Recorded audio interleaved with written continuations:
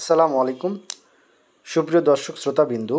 আজকে আলোচনা করব সোনালিকা ট্রাক্টরের ব্যাটারির পরিচর্যা। সোনালিকা ট্রাক্টরে যে ব্যাটারিটা দেওয়া থাকে, এই ব্যাটারিটা আসলে আপনি কিভাবে পরিচর্যা করবেন, কতদিন পর পর এর পানির লেভেলগুলো চেক করবেন, প্রতিটি সেপারেটরে যে ছিদ্রগুলো আছে গ্যাস বের হওয়ার জন্য এই ছিদ্রগুলো কতদিন পর পর পরিষ্কার করবেন, এই জিনিসগুলো আজকে আমি আপনাদেরকে জানাবো।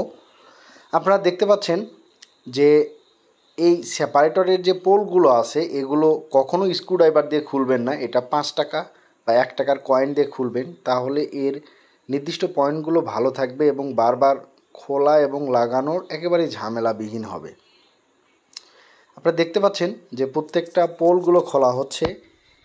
এখানে মূল বিষয় যেটা লক্ষ্য করবেন সেটা হচ্ছে প্রতি পিরিয়ডিক সার্ভিসের সময় এই জিনিসগুলো প্রত্যেকটা সেপারেটরে পোলগুলো খুলে পানিগুলো চেক করা, অথবা প্রতি 1 মাস পর পর এই পোলগুলো খুলে এর পানির লেভেল ঠিক আছে কিনা এই জিনিসগুলো চেক করতে হবে। লেভেল কমে গেলে অবশ্যই বাজারে যে ডিস্টিল ওয়াটার পাওয়া যায়, ব্যাটারির পাতিত পানি, এই পানিটা দিয়ে আপনার লেভেলটা পরিপূর্ণ করে রাখবেন, তাহলে কি হবে, ব্যাটারির লংজিভিটিটা অনেক হাই হবে।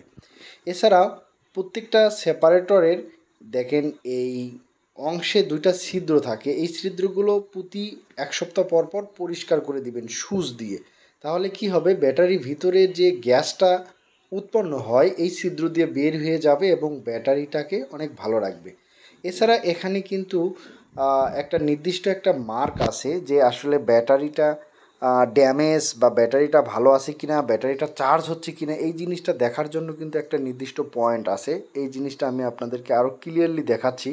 দেখুন এখানে পানির লেভেলগুলো চেক করা হয়েছে, যে লেভেলগুলো ঠিক আছে, এরপরে কিন্তু সেপারেটরগুলো আবার 1 টাকা বা 5 টাকার কয়েন দিয়ে আটকে দেওয়া হচ্ছে। দেখুন এখানে যে গ্রিন চিহ্ন যেটাকে দেখাচ্ছে এটা ওকে, তার মানে ব্যাটারি চার্জ আছে।